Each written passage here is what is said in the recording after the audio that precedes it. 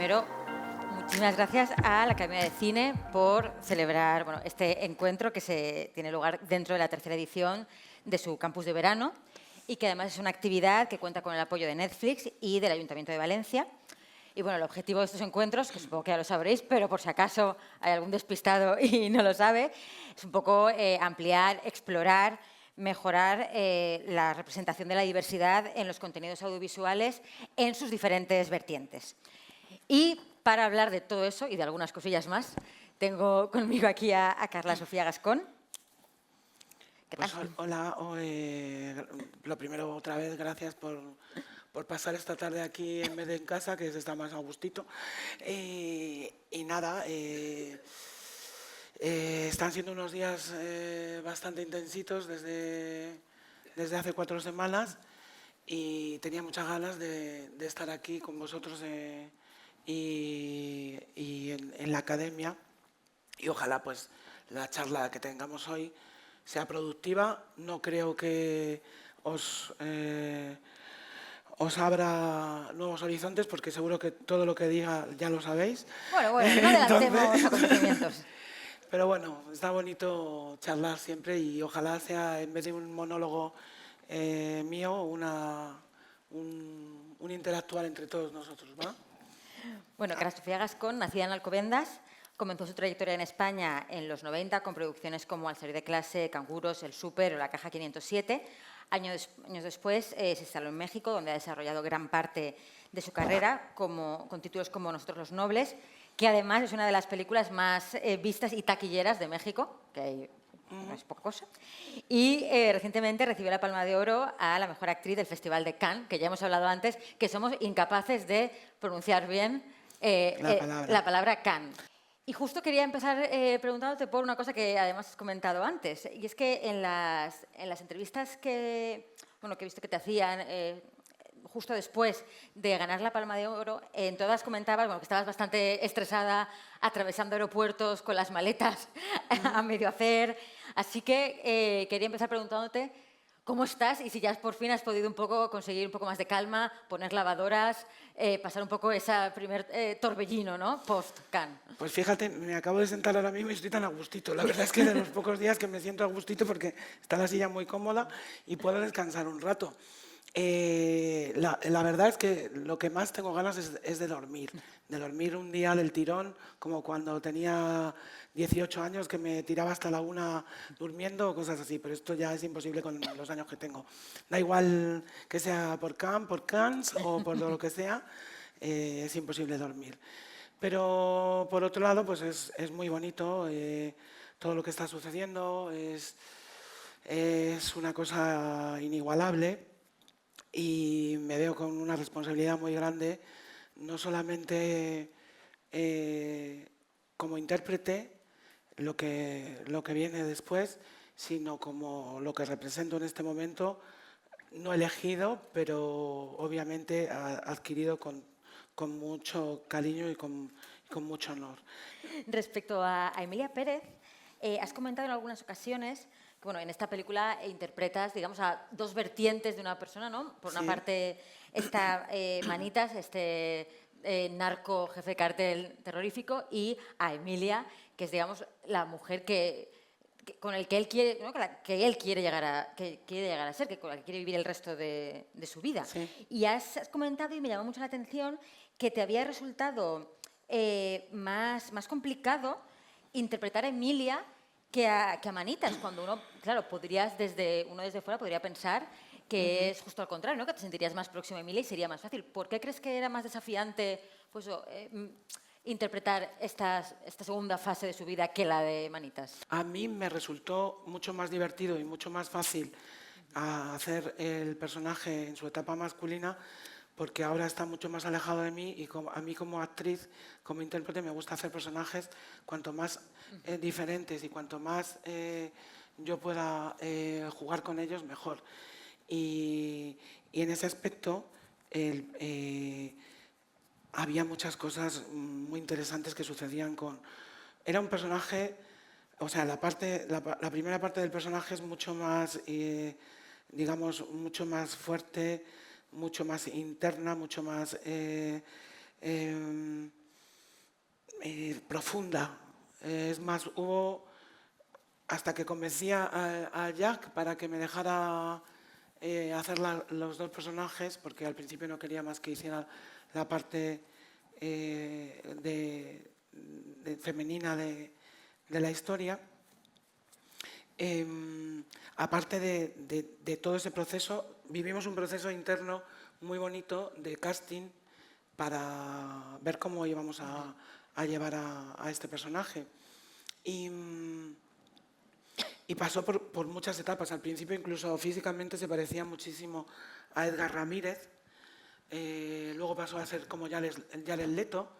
Y al final se quedó en lo que veréis luego, quien haya visto la película, o sea, quien vea la película, en lo que ha quedado. Cuando en Cannes diste ese discurso maravilloso al ganar la Palma de Oro, me llamó la atención que ya anticipabas que en la publicación del vídeo de ese discurso que se iba a llenar y las noticias al respecto se iban a llenar de comentarios de odio, y era algo que ya dabas por hecho. Y sí que te quería preguntar, no sé hasta qué punto tener esa certeza de, bueno, esto va a ocurrir, sé que va a ocurrir, no sé si en cierta manera puede resultar algo casi emancipador en el sentido de que, bueno, sé que va a ocurrir, entonces lo puedo meter, digamos, en una caja mental y olvidarme, o al revés, genera mucha angustia el saber que cuando te vas a exponer en esos vídeos se va a llenar todo eso de discursos de odio y lo que genera es más, pues, más estrés.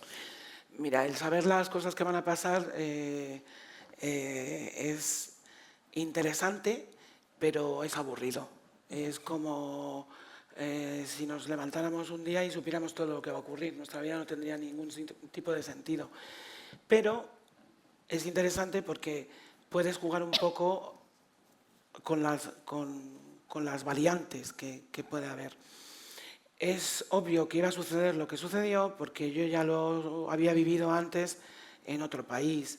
Ya me lo conozco, ya lo tengo asimilado y sé cómo se comporta la gente. Llevo luchando contra esto desde que salí en 2018 en un escenario parecido a este, en un teatro súper bonito, y me emociono porque fue un momento muy especial para mí, presentando mi libro y nadie sabía cómo iba a aparecer yo, ¿no? Entonces fue un momento muy, muy especial.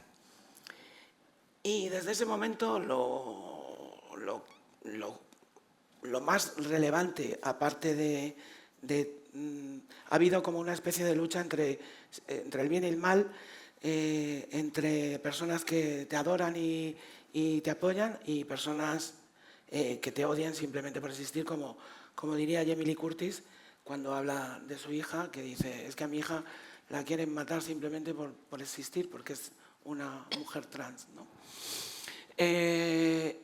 Yo desde ese momento, no solamente desde cierto tipo de prensa, desde las redes sociales, que son, para mí deberían prohibirlas algunas, o hacer algo porque no es normal. Una cosa es la libertad de expresión y otra cosa es utilizarlas para masacrar a las personas, me parece absurdo. Y conmigo no lo han conseguido, pero con muchas personas lo consiguen y es muy peligroso.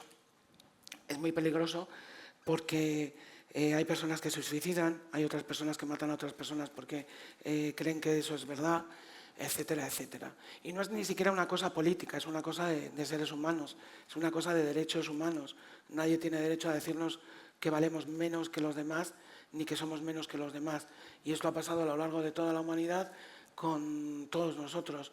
Y a mí me da mucha pena y mucha lástima y mucha rabia que los mismos trabajadores que antes luchaban por sus derechos ataquen a las mujeres, que las mismas mujeres que antes luchaban porque no se las infravalorara y se quedaran en la cocina o cuidando a los hijos, ahora también sean racistas. Y no me gusta que haya personas de color que sean homofóbicas y no me gusta que haya gays que sean transfóbicos. Entonces, este es el mundo de nunca acabar, ¿no? Bueno, en el campus de verano de la Academia de Cine, como hemos comentado antes, se aborda eso, la diversidad dentro de la producción audiovisual desde distintas perspectivas, y dos de ellas que creo que deberíamos destacar es que, por una parte, se aborda la diversidad a la hora de construir los guiones, a la hora de pues, poner en marcha esas historias, pero también la diversidad en los procesos de casting, en la selección de intérpretes. ¿Por qué crees que es importante el tener en cuenta este factor en ambas fases? Es cierto que yo, como actriz, me gusta tener acceso a cualquier tipo de personaje, que no me limiten por mi condición, etcétera, etcétera. Igual que antes, me habría gustado hacer estos dos personajes de la misma manera que los hago ahora, y creo que los habría hecho, a lo mejor no tan bien porque no tenía la madurez profesional que ahora, pero sí los habría hecho con todo el amor y con todo el cariño del mundo. Entonces, a mí cuando me dicen, es que los personajes de personajes trans los tienen que interpretar las personas trans, digo, sí, por esto, pero no porque no haya capacidad actoral para interpretarlos en otras personas, porque la hay. Y ahí... Justo era mi siguiente pregunta, porque es una reivindicación histórica, digamos, del colectivo trans. Pero es que si seguimos con eso, seguimos igual que pintando de betún a las personas blancas para hacer personas de color en el cine, y entonces pues es como absurdo. Es obvio que yo, cada vez que veo un guión que me llega con chica trans en la prostitución, ya le tengo hasta tirria, ¿no? Pero es lógico que también lo haya porque es una parte muy, muy importante de la sociedad que está pasando, y nosotros somos un reflejo de esa misma sociedad. Pero yo sí abogo porque los papeles y los personajes se den o se elijan por las personas o los actores que están más capacitados para interpretarlos. Y a mí, si me dicen, ¿quieres hacer de pescadera?, prefiero eso a que me digan de hacer lo mismo otra vez. Entonces, a mí me gusta tener un abanico muy amplio de posibilidades en el mundo de la actuación, y creo que en el cine debería ser igual.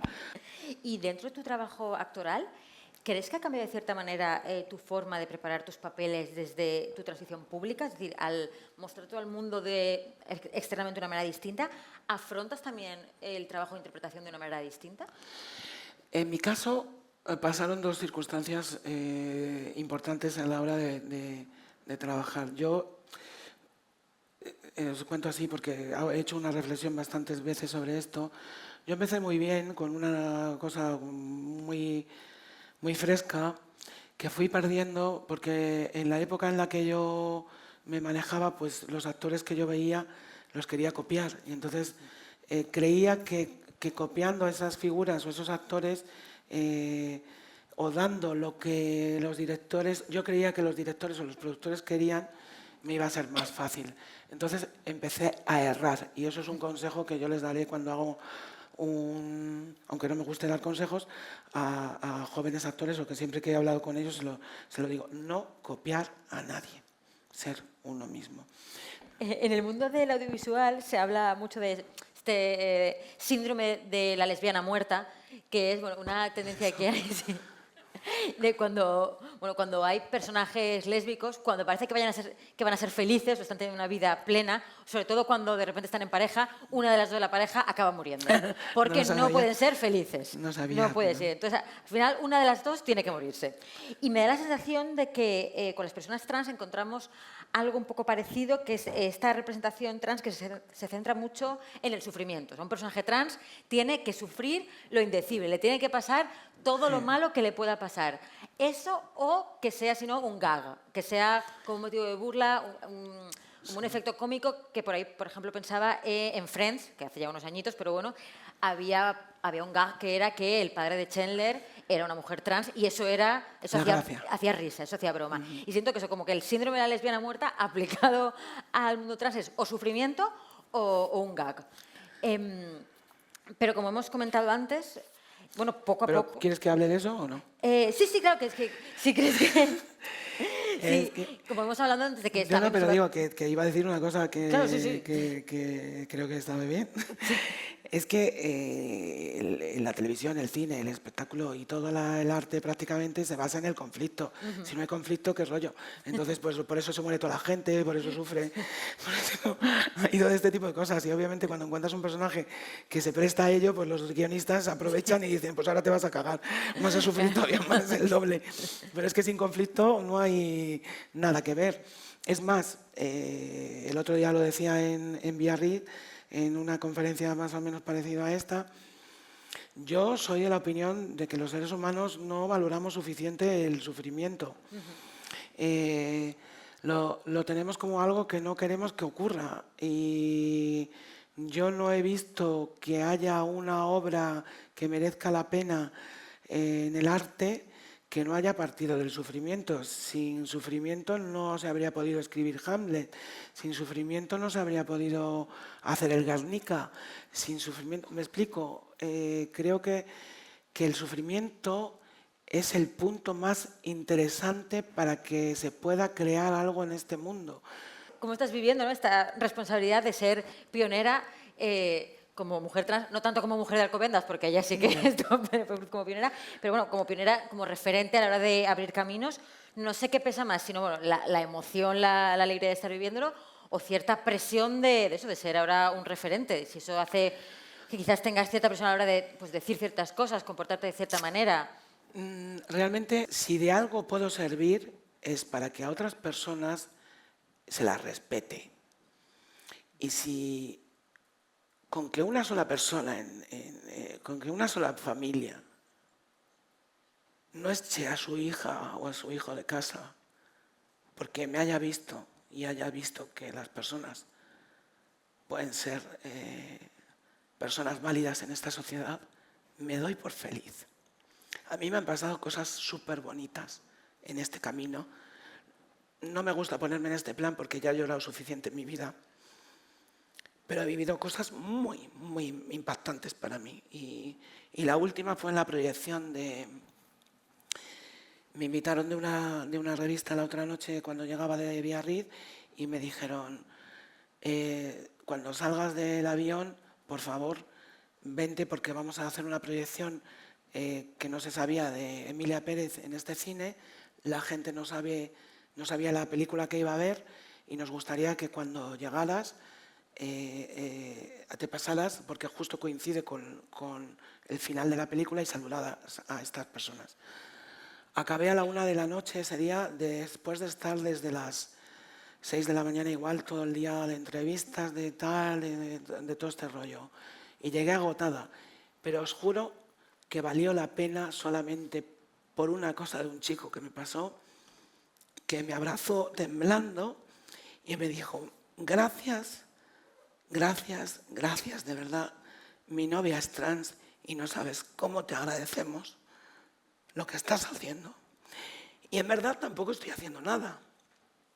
Solamente estoy siendo yo y recibiendo lo que tenga que recibir de la manera más honesta que pueda y de la manera con más cariño que pueda. Entonces a mí esas cosas sí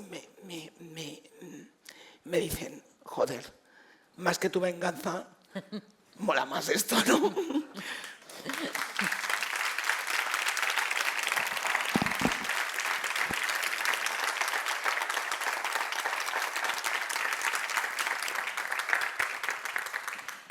Lo tenemos que dejar aquí, aunque todos tenemos, yo creo que muchísimas más preguntas para ella, pero tenemos que dejarlo aquí. Muchísimas gracias a todas las personas por acompañarnos, a la Academia de Cine por poder organizar este encuentro y a ti muchísimas gracias por esta charla. Espero verte en pantalla haciendo de villana de James Bond o de Tortuga Ninja. O las dos. Lo comía 4 con ese amigo que me habéis dado. Gracias. Gracias, muchísimas gracias. Gracias. Gracias.